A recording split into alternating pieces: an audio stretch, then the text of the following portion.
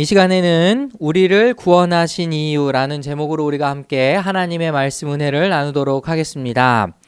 네, 여러분 제 목소리가 조금 평소와 같지 않더라도 잘 이해해 주시고 좀 불편하더라도 잘 집중해 주셨으면 좋겠습니다. 여러분 기도 덕분에 그래도 코로나는 다 나았는데 아직 후유증 때문인지 이게 목소리가 돌아오지 않았어요. 네, 그래도 말씀 자체에 잘 집중해 주시면 오늘도 재밌게 들을 수 있지 않을까 생각을 합니다. 여러분 아마 이 세상 사람들, 우리나라 사람들이 기독교 하면은 뭐 믿지 않는 사람들이건 믿는 사람들이건 다 아는 구호가 있을 거예요. 뭐 같습니까? 명동 한복판이나 종로 한복판에서 혹시 그런 팻말 들고 있는 사람 보신 적 있으시죠? 예수천국, 불신지옥. 무슨 말입니까? 예수님을 믿으면 천국에 가고 예수님을 안 믿으면 지옥에 간다. 뭐 이런 말이겠죠. 여러분 어떻게 생각하십니까? 이 말에 동의하십니까? 당연히 동의해야죠. 예수님을 믿으면 우리는 천국 간다고 생각을 하니까요. 그런데 저는 이 말 때문에 상당히 많은 사람들이 오해를 하고 있다고 생각합니다. 자, 한번 보세요. 예수천국, 불신지옥. 그러니까 예수님을 믿으면 천국 가고 예수님을 안 믿으면 지옥 간대요. 그럼 예수님을 믿는 이유가 천국 가기 위해서 믿는 건가요? 여러분은 어떻게 생각하십니까? 여러분은 천국 가기 위해서 예수님을 믿으십니까? 어때요? 천국 가기 위해서? 저는 그게 잘못됐다고 생각하는 거예요. 자, 여러분 틀린 말이 아닙니다. 예수님을 믿으면 천국에 가는 것은 어떻게 보면 당연한 거예요. 그냥 결과인 거죠. 예수님을 믿음으로써 천국에 가는 건 당연한 건데, 그런데 문제는 그 천국이 목표가 되어 버린 나머지 이 땅에 사는 그리스도인들이 왜 예수님을 믿는지를 자꾸만 까먹게 된다라는 거예요. 자, 예수님을 믿는 이유가 천국에 가는 것이다라고 한다면, 그러면은 우리 흔히 이제 교리를 통해서 가르치기를 예수님을 믿으면 구원받는다. 그래서 여러분 믿으십니까? 라고 물어봤을 때 네! 이렇게 대답하면 뭡니까? 바로 천국 가는 티켓을 따놓은 거 아니에요? 그럼 목표는 이미 달성이 됐네? 저는 여기에서 여러분들이 분명히 문제를 제기할 수 있어야 된다라는 겁니다. 내가 예수님을 왜 믿는가? 내가 왜 예수님을 따라야 하는가? 이거는 여러분들이 매일매일 던져야 할 질문인 거예요. 내가 천국 가기 위해서 예수님을 믿는 것인가? 여러분 천국 다 갈 수 있잖아요. 이제 예수님 믿으니까. 그렇게 해서 생각을 하면 안 됩니다. 제가 생각했을 때는 예수님을 따르는 이유와 목적이 천국이 아니라 이 땅에서 분명히 뭔가 해야 할 일이 있기 때문에 예수님을 믿는 게 되어야 되는 거예요. 그래서 제가 왜 이 구원을 초점으로 잡는 것이 잘못되었는지를 한번 구약의 말씀을 통해서 생각을 해보고 우리가 어떻게 바른 믿음을 가져야 되는지 어떻게 살아야 되는지를 함께 좀 고민을 해보는 시간을 가졌으면 좋겠습니다. 자, 제가 만약에 아까도 말씀드렸지만 천국으로 가는 것이 목표다 했을 때 그게 잘못됐다라고 말씀드렸잖아요. 그건 결과이기 때문에 잘못된 거다. 이 생각을 그대로 가지고 구약에 있는 사람들에게 접근을 하면은 여러분 이런 질문을 던질 수가 있겠죠. 구약의 사람들은 어떻게 해서 구원을 받았을까? 여러분 이런 생각 해보신 적 있습니까? 구약 백성들은 어떻게 해서 천국에 갔을까요? 어떻게 생각하십니까? 뭐 많은 학자들이 이야기를 하기도 하고 또 여러분들도 나름대로 생각을 하기도 할 텐데 가장 흔하게 들을 수 있는 대답은 뭐냐면은 구약시대 사람들은 율법을 지킴으로써 천국에 갔다 이렇게 생각하는 거예요. 이거는 사실 잘못된 생각입니다. 왜 잘못되었을까? 일단 우리가 한 구절만 찾아봐도 알 수 있죠. 로마서 3장 20절 한번 보실까요? 그러므로 율법의 행위로는 하나님 앞에서 의롭다고 인정받을 사람이 아무도 없습니다. 율법으로는 죄를 인식할 뿐입니다. 그러니까 율법을 완전하게 지킬 수 있는 사람이 없기 때문에 율법을 지킴으로써 천국 간다? 이거는 좀 말이 안 되는 것 같아요. 율법을 다 지킬 수 있는 사람은 세상에 존재하지 않을 테니까요. 그러면은 구약시대 사람들은 어떻게 해서 구원받았을까? 그래서 나온 또 다른 생각이 뭐냐면은 구약시대 사람들도 장차 올 메시아를 믿음으로 구원을 받았다. 이렇게 또 주장을 합니다. 이건 뭐냐면은 우리 신약시대 사람들은 어떻게 해서 구원을 받는다고 생각하죠? 예수님을 믿음으로 말미암아 구원받는다고 생각하죠. 이걸 그대로 그냥 구약시대 사람들에게 똑같이 적용을 한 거예요. 그런데 그 당시 사람들은 예수님의 존재를 몰랐으니까 거기에 이제 메시아를 집어넣은 거죠. 메시아, 장차 올 메시아를 믿는 신앙으로 구원을 받았다. 그리고 신약시대 사람들은 다시 오실 메시아를 믿는 신앙으로 구원을 받는다. 이렇게 생각하는데, 자, 이것도 어떻게 생각하십니까? 동의하세요? 저는 솔직하게 말하면 이것도 잘 동의가 안 됩니다. 왜 그럴까요? 여러분, 지금은 성경이 굉장히 많이 보급되었고, 지금 여러분들 스마트폰만 가지고 있으면 누구나 다 무료 성경 다운받아서 읽을 수 있잖아요. 그만큼 예수님에 대한 소식이나 예수님에 대한 지식을 접하기가 매우 쉬운 시대죠. 그런데 구약시대 사람들은 그만큼 우리만큼 성경을 가까이 할 수 있었을까? 그만큼 율법을 잘 알고 있었을까? 여러분, 쉽게 말씀드려서 이 이스라엘의 역사를 보면은 바벨론 포로기가 있잖아요. 그러니까 나라를 잃고 다른 이방 땅으로 다 흩어진 때가 있었는데, 그때 사람들이 이 장차 오실 메시아에 대한 소식을 다 들었을까? 알고 있었을까? 그렇지 않았을 거거든요. 그럼 그 사람들은 장차 올 메시아를 믿음으로 구원을 받았을까? 저는 그렇게 생각을 하기가 좀 힘듭니다. 오히려 말씀을 찾아보지 않겠지만은 히브리서 11장을 보면은 이제 믿음에 대한 장이 등장해요. 구약의 여러 사람들을 예로 들면서 이 사람들이 믿음으로 이제 견뎌왔다, 믿음의 삶을 살아왔다, 뭐 이렇게 얘기를 하는데, 저는 거기에서 힌트를 얻을 수 있다면 믿음을 순종으로 나타낸 사람들이 구원을 받았다, 이렇게 이야기를 하고 싶습니다. 네, 그냥 단순히 믿음을 보유한 걸로 끝나는 게 아니에요. 행함을 통한 믿음, 그러니까 행함을 통해 그 믿음을 드러냄으로써 구원을 받았다. 저는 굳이 따지자면 그렇게 얘기하고 싶어요. 그러나 여러분, 지금 제가 구약시대 사람들을 접근하는 방식은 사실은 애초에 잘못되었다라고 생각합니다. 뭐냐면은 제가 서두에도 말씀드렸듯이 우리의 구원을 자꾸만 이 천국 가는 거에 목표를 두는 거예요. 무슨 말인지 이해하시겠습니까? 그러니까 구약시대 사람들도 우리가 이렇게 상상을 하는 거죠. 구약시대 사람들은 어떻게 천국 갔을까? 이게 곧 구약시대 사람들 어떻게 구원받았을까? 이거랑 똑같은 말 아니에요? 그런데 제가 누누이 말씀드리지만 구약 성경에는 천국과 지옥에 대한 개념 자체가 없습니다. 이 사람들은 천국 가기 위해서 하나님을 믿었던 게 아니에요. 그러면은 이제 여러분들이 가지고 있었던 그 모든 편견들을 다 집어치우고 오늘 말씀 자체만 한번 집중해서 제 말을 한번 들어주시기 바랍니다. 하나님의 입장에서 왜 이스라엘 백성들을 구원하셨을까? 구원을 베푸신 이에게서 그 목적을 찾는다면 우리가 구원받는 이유에 대해서도 잘 발견할 수 있을 거예요. 그렇지 않습니까? 그런데 다시 말씀드리지만 우린 계속해서 자꾸만 천국 자체의 목표를 두고 있는 거죠. 너 예수님 믿고 구원받아라. 왜? 그래야 너는 죽어서 천국 갈 수 있으니까. 틀린 말이 아니지만 이건 우리의 목표가 되어서는 안 됩니다. 하나님이 우리에게 주신 그 목적을 따라서 우리가 그 목표를 바꿔야 되는 것이죠. 자, 그렇다면은 이제 이 출애굽 시대를 우리가 한번 생각을 해볼게요.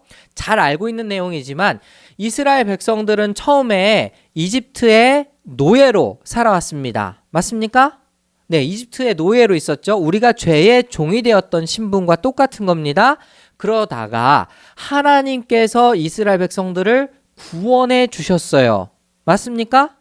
우리도 하나님의 전적인 은혜로 구원을 받은 것입니다. 그죠? 자, 근데 이 구원이라는 단어는 딱 여기까지 쓰면 좋겠는데 그 이후에 삶이 남아있잖아요. 이스라엘 백성들에게는. 어떤 삶이 남아있습니까? 아직 가나안 땅에 도달한 게 아니에요.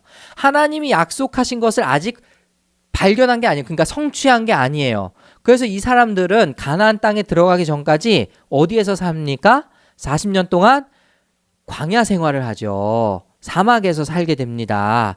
그게 바로 우리가 지금 살고 있는 이 삶이다. 여러분이 이렇게 빗대어서 생각하시면 될 거예요.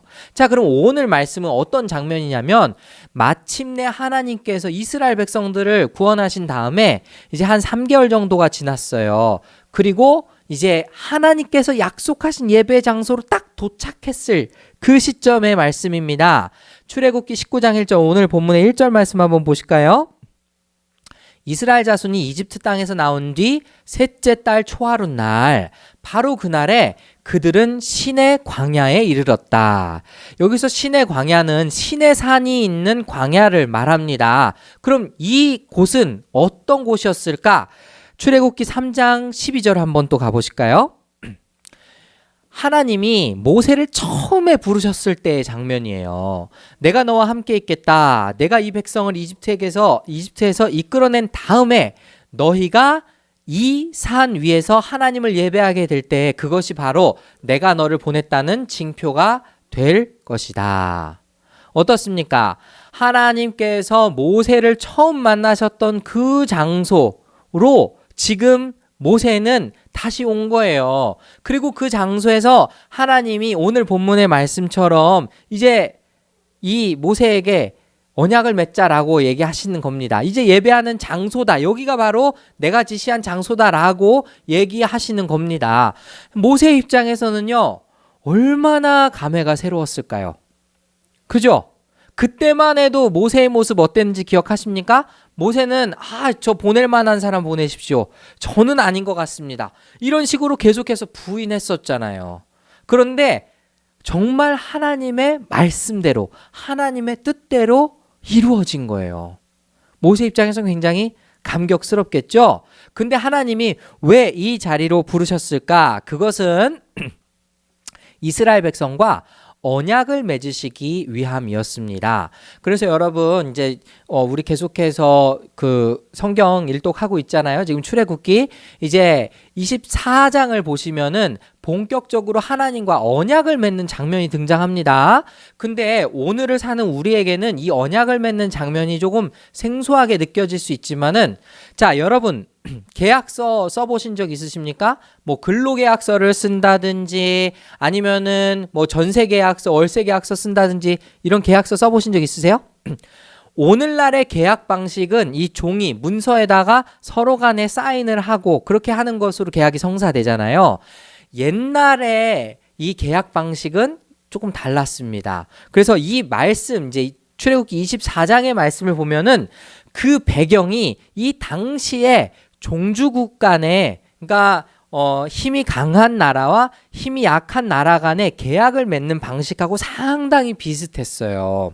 그럼 어떤 식으로 약속을 맺었을까? 힘이 강한 나라는 힘이 약한 나라에게 내가 너희를 보호해 주겠다라고 약속을 합니다. 그리고 힘이 약한 나라는 어떻게 해요? 나는 이 힘이 강한 나라에게 충성을 맹세하겠습니다. 이런 식으로 함으로써 계약이 맺어지는 거예요. 근데 지금 그 방식을 그대로 하나님께서 취하셔서 이스라엘 백성들과 자신 간에 이제 계약을 맺는 거죠. 그것을 우리는 언약이라고 표현을 하는 겁니다. 이제 언약이라는 개념이 조금 이해가 가시나요? 하나님과 이스라엘 간에 계약이 맺어지는 겁니다. 근데 이 계약을 주도하신 것은 누구일까요? 하나님이시죠. 우리는 계약이라고 하면은 약간 뭔가 좀 손해보는 것 같은데, 왜냐면은 이거 계약 조건 지키기가 너무 힘든데요, 뭐 이렇게 생각할 수 있잖아요. 그렇지 않습니까? 율법을 보면 상당히 되게 우리의 마음을 옥죄는 것처럼 그렇게 느껴지지 않으세요? 성경 읽다 보면 야, 이거 어떻게 다 지켰을까? 특별히 여러분 뭐 사람을 살리고 죽이고 이런 거야 우리가 정말 윤리적으로 잘 지킬 수 있겠지만은, 정한 거 부정한 거, 예를 들어서 정한 음식과 부정한 음식을 구별하고 정한 물건과 부정한 물건을 구별하면서 살려고 하면 얼마나 힘들었을까, 막 이런 생각 들거든요. 그런데 여러분, 출발점은 뭐냐면 일단 이스라엘 백성들이 은혜로 구원받았다라는 것을 절대로 잊으면 안 된다라는 거예요. 말씀 한번 보실까요? 출애굽기 19장 4절. 노란색 체크가 된 걸 보여주세요. 한번. 그 다음에 하나님이 계약을 맺기 전에 먼저 생각나게 하시는 게 바로 이거예요. 너희는 내가 이집트 사람에게 한 일을 보았고 또 어미 독수리가 그 날개로 새끼를 업어 나르듯이 내가 너희를 인도하여 나에게로 데려온 것도 보았다. 여기 두 가지가 있죠. 이집트 사람에게 한 일은 뭡니까? 하나님이 이스라엘 백성들의 원수들을 다 물리치셨어요. 이게 첫 번째로 행한 일이죠. 두 번째, 노란색처럼 어미 독수리가 그 날개로 새끼를 업어 나르듯이, 여러분 그 새끼는 아무 힘이 없을 겁니다. 그죠? 그냥 이 어미 독수리의 보호로, 어미 독수리의 사랑과 관심과 그런 보호하심으로 여기까지 올 수 있게 되었다라는 거예요. 그래서 이걸 구체적으로 이제 신명기 32장에 가면은 모세가 이스라엘 백성들에게 설교를 하면서 이런 이야기를 합니다.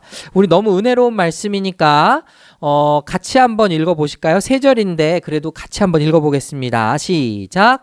주님께서 광야에서 야곱을 찾으셨고 짐승의 울음소리만 들려오는 황야에서 그를 만나 감싸주고 보호하고 당신의 눈동자처럼 지켜주셨다. 마치 독수리가 그 보금자리를 뒤흔들고 새끼들 위에서 퍼덕이며 날개를 펴서 새끼들을 받아 그 날개 위에 업어 나르듯이 주님께서만 홀로 그 백성을 인도하셨다. 다른 신은 옆에 있지도 않았다. 어떻습니까, 여러분? 하나님이 이스라엘 백성들을 얼마나 사랑하셔서 그들을 이끌어내셨는지 좀 이해가 가십니까? 여러분도 그렇게 구원하셨다라는 거예요. 여러분이 구원받을 만한 자격이 있어서 구원받은 게 아니죠. 이스라엘 백성도 하나님께 뭔가 예쁜 짓, 좋은 짓을 해가지고 구원받은 게 아니죠. 이건 그냥 전적인 하나님의 은혜였습니다. 하나님이 이스라엘 백성들을 택하신 것 뿐이었어요. 마찬가지입니다. 여러분 한 명 한 명 모두가 하나님이 택하셨기 때문에 구원을 받은 것이지, 여러분이 구원받을 만한 뭐 예쁜 짓, 착한 짓을 해서 구원받은 게 아니라는 거예요. 그렇다면 여러분의 구원은 전적인 하나님의 은혜다, 이렇게 이야기할 수 있지 않습니까? 네. 그래서 구원이 목적이 되면 안 된다는 거예요. 구원은 그냥 우리가 전적으로 그 은혜를 받아들이기만 하면 되는 거예요. 천국은 우리가 그것을 감사함으로 받아들이기만 하면 되는 거예요. 그게 목적이 되어서는 안 된다라는 것입니다. 그리고 더욱이 나아가서 하나님이 이스라엘 백성들을 왜 부르셨나? 그게 오늘 말씀에 숨어 있는데 오늘 본문의 5절과 6절을 한번 보시겠습니다. 매우 중요한 말씀이에요. 이제 너희가 정말로 나의 말을 듣고 내가 세워준 언약을 지키면 너희는 모든 민족 가운데서 나의 보물이 될 것이다. 온 세상이 다 나의 것이다. 그러므로 너희는 내가 선택한 백성이 되고 너희 나라는 나를 섬기는 제사장 나라가 되고 너희는 거룩한 민족이 될 것이다. 자, 요렇게 하나님이 말씀하셨습니다. 그러면 하나님이 이스라엘 백성을 구원하신 이유가 뭐예요? 나의 소유가 되게 하기 위해서, 제사장 나라가 되게 하기 위해서, 거룩한 백성이 되게 하기 위해서 너희를 구원한 거야. 이렇게 말씀하셨다라고 얘기할 수 있죠. 오늘 설교의 제목이 뭡니까? 우리를 구원하신 이유. 우리를 구원하신 이유가 뭘까요? 우리로 하여금 하나님의 소유가 되도록 하기 위해서, 우리로 하여금 제사장 나라가 되게 하기 위해서, 우리로 하여금 거룩한 백성이 되게 하기 위해서 부르셨다라고 우리는 생각할 수 있는 거죠. 하나하나 한번 살펴보겠습니다. 아까 제가 나의 보물이 될 것이다 라고 그 5절에 말씀드렸는데, 이게 개역개정보다 지금 새번역 성경이 더 번역이 잘 돼 있어요. 개역개정에서는 나의 소유가 될 것이다 라고 그냥 단순히 소유라고 나와 있는데, 지금 새번역 성경에는 어떻게 나와 있어요? 나의 보물이 될 것이다, 이렇게 나와 있죠. 여러분, 보물은 여러분의 보물 뭐예요? 저의 보물 뭐 사람으로 따지면 당연히 우리 뭐 아람이, 유람이, 뭐 사랑하는 가족이 될 수 있겠고, 뭐 물건으로 따지면 저희 카메라 또 얼마나 좋아요. 자, 카메라 보관하려고 이렇게 제습함까지 집에 있습니다. 그래가지고 거기에 렌즈도 다 보관해 놓고 제 보물 창고와 같은 거예요. 여러분, 보물은 아주 귀중하게 여기고 소중하게 여기는 물건 아니겠어요? 근데 지금 이 단어가 바로 이 보물에다가만 쓰는 단어예요. 그래서 새번역 성경은 나의 보물이라고 아주 제대로 잘 번역을 해준 겁니다. 그리고 또 신명기 26장 18절 보면은 더 잘 나와 있죠. 여기도 똑같은 단어로 쓴 거예요.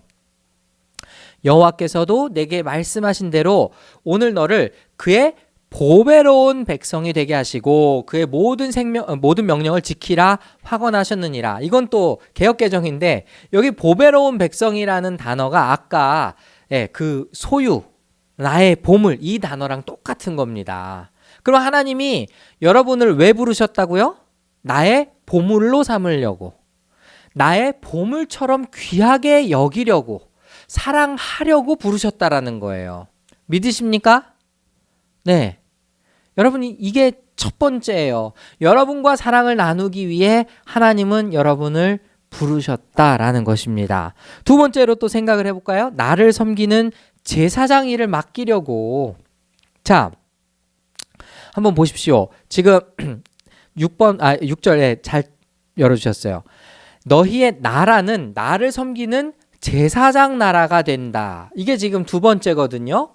자, 그러면 여러분, 구약 성경을 봤을 때 제사장은 어떤 사람만 제사장이 될 수 있었죠? 이제 저를 봐주세요. 제사장, 어떤 사람이 제사장이 될 수 있었습니까?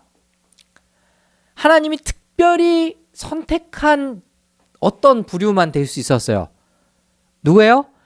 아론의 자손들만. 네, 레위 지파 중에서도 아론의 자손들. 자, 우리 말씀 또 찾아보겠습니다. 28장 출애굽기 28장 1절 한번 보시면 이렇게 나와 있어요. 너는 이스라엘 자손 가운데서 너희의 형 아론과 그의 아들 나답과 아비후와 엘르아살과 이다말을 불러내서 나를 섬기는 제사장 일을 맡겨라 라고 했습니다. 여러분, 그럼 제사장 일이 뭘까요? 성소에 가장 가까이에서 하나님을 섬기는 사람들이 바로 제사장들이었어요. 이해하시겠습니까? 네, 백성들 중에서도 특별하게 구분이 되어서 이 하나님의 집을 관리하는 사람들이 바로 제사장들이었다 이 말입니다. 그럼 이제 여러분들을 어떻게 부르셨다고요? 제사장 나라로 부르셨대요. 이건 한 개인도 아니고 그 공동체 전체가 해당되는 겁니다. 여러분, 그렇다면 하나님이 우리를 구원하신 이유, 하나님이 우리를 부르신 이유가 뭐라고요?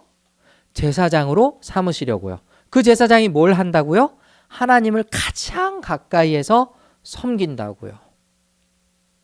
그게 바로 우리를 구원하신 이유라는 거예요. 그럼 우리 어떻게 살아야 됩니까? 구원을 받았으면 가장 가까이에서, 하나님 가장 가까이에서 하나님을 섬기고 하나님을 모셔야겠죠. 자, 옛날에는 성전이, 성소가 이렇게 딱 건축물이나 이렇게 성막으로 되어 있었다면은 지금은 하나님의 집이 어디에 있습니까? 하나님 집 어디 있습니까? 네, 아리랑로 4길 5에 있어요. 네, 하나님의 성전은 교회 건물이 아니죠. 이제 성전은 여러분 자신입니다. 여러분 각자. 왜 그럴까요? 예수님께서 승천하시면서 약속하신 게 뭐예요? 성령을 각 사람에게 부어주시겠다. 성령, 하나님이 거하시는 그곳이 바로 성전이죠. 하나님의 집이 되는 거죠. 여러분 안에 성령님이 거하고 계시면 이제 여러분은 성전이에요. 제사장의 역할을 감당한다라는 것은 매일매일 여러분이 성전으로서 살아간다라는 것을 의미합니다. 그럼 성전 관리 어떻게 해야겠어요? 이게 세 번째랑 연결이 되어 있습니다. 자, 세 번째, 아까 그 6절에 한번 다시 한번 보여주시겠어요? 6절에 녹색 보시면은 너희는 거룩한 민족이 될 것이다. 이게 우리를 구원하신 세 번째 이유입니다. 어떻게 보면은 가장 중요한 이유예요. 여러분, 창출 레민신 모세 오경의 가장 가운데 있는 책이 뭐예요? 네, 레위기죠. 그만큼 레위기는 이 모세오경의 중심이 되는 책입니다. 근데 그 레위기 중에서도 가장 중심되는 말씀이 뭘까? 바로 레위기 19장 2절의 말씀입니다. 여러분 같이 한번 큰 목소리로 이 레위기 19장 2절 읽어보겠습니다. 시작. 이스라엘 자손 온 회중에게 말하여라. 너는 그들에게 이렇게 일러라. 너희의 하나님인 나 주가 거룩하니 너희도 거룩해야 한다. 어떻습니까, 여러분? 하나님이 거룩하시기 때문에 우리도 거룩해야 된다라는 거예요. 자, 여러분, 하나님의 이 언약 공식이라는 게 있어요. 그러니까 이제 하나님이 언약을 맺으신다고 했잖아요. 그 언약 공식은 뭐냐면은 나는 너희의 하나님이 되고 너희는 내 백성이 되며 나는 너희와 함께 있을 것이다. 이 세 가지가 언약 공식입니다. 한번 따라해 볼까요? 나는 너희의 하나님이 될 것이다. 너희는 나의 백성이 될 것이다. 나는 너희들 중에 함께 할 것이다. 이게 언약 공식입니다. 그런데요, 하나님이 함께 하시기 위한 조건이 있어요. 그건 뭐냐면 그 백성이 거룩해야 되는 거예요. 왜? 하나님이 거룩하시기 때문에. 거룩하신 하나님은 거룩하지 않은 백성하고 함께 있을 수가 없는 거죠. 그러니까 우리는 어떻게 살아야 되는 겁니까? 거룩하게 살아야 되는 거죠. 하나님의 성령이 우리 안에 계시다고 합니다. 그러면 그 하나님의 성령을 모시고 사는 우리는 어떻게 살아야 되는 겁니까? 거룩하게 살아야 되는 거죠. 여러분, 하나님이 마치 나와 멀리 있는 것처럼 느껴져. 하나님이 나랑 되게 서먹한 것처럼 느껴져. 왜일까요? 근본적인 이유는 바로 이 거룩함과 관련이 있습니다. 우리가 거룩함하고 멀어지면은 하나님이 비록 가까이 계셔도 가까이 있는 것처럼 느껴지지가 않아요. 우리가 거룩하게 살지 않으면은 하나님이 우리를 통해서 온전히 일하실 수가 없어요. 하나님이 왜 우리를 구원하셨을까? 우리로 하여금 거룩한 백성 삼으셔서 우리 중에 함께 하시려고. 그럼 그걸로 끝나나? 아니죠. 이 말씀 그대로 이제 베드로 사도가 신약시대에 가지고 와서 우리의 해야 할 일을 이야기하고 있습니다. 베드로전서 2장 9절 한번 보실까요? 자, 여기 비슷한 말씀이 있죠. 그러나 여러분은 택하심을 받은 족속이요 왕과 같은 제사장들이요 거룩한 민족이요 하나님의 소유가 된 백성입니다. 지금 말씀드린 거 다 나와 있죠? 그렇게 함으로써 우리로 무슨 일을 해야 됩니까? 그래서 여러분을 어둠에서 불러내어 자기의 놀라운 빛 가운데로 인도하신 분의 업적을 여러분이 선포하는 것입니다. 이게 여러분의 삶의 목적, 여러분의 구원받은 목적이 되어야 하는 것이죠. 이해하시겠습니까? 그럼 이제 여러분은 더 이상 내가 구원받았을까? 상대방이 구원받았을까? 이거에 굳이 연연할 필요가 없어요. 아무리 내가 구원받았다고 떠들어댄들 내가 하나님의 백성답게 살지 않으면 그 사람 구원 안 받았을 수도 있습니다. 그렇지 않습니까? 그리고 반대로 내가 구원받았는지는 잘 모르겠지만 나는 주님께서 기뻐하신 뜻대로 살고 싶어요. 이런 사람에게 오히려 천국이 보장되어 있을 수도 있는 거예요. 그렇지 않습니까? 이렇게 비추어 본다면 여러분의 구원받은 증거는 무엇입니까? 여러분이 하나님의 백성이라는 그 증거가 뭐예요? 저는 이렇게 말씀드리고 싶습니다. 여러분이 거룩하지 않을 때, 여러분이 거룩하면서부터 멀어질 때 불편함을 느낀다면 그게 하나님의 백성된 증거인 거죠. 여러분이 예수님의 제자다운 삶을 살고 있지 않은 게 굉장히 불편하게 느껴지면 그게 여러분이 구원받은 증거죠. 그런 마음으로 살고 있다면 여러분은 매일매일 예수님을 닮아갈 수밖에 없습니다. 제 말이 맞지 않습니까?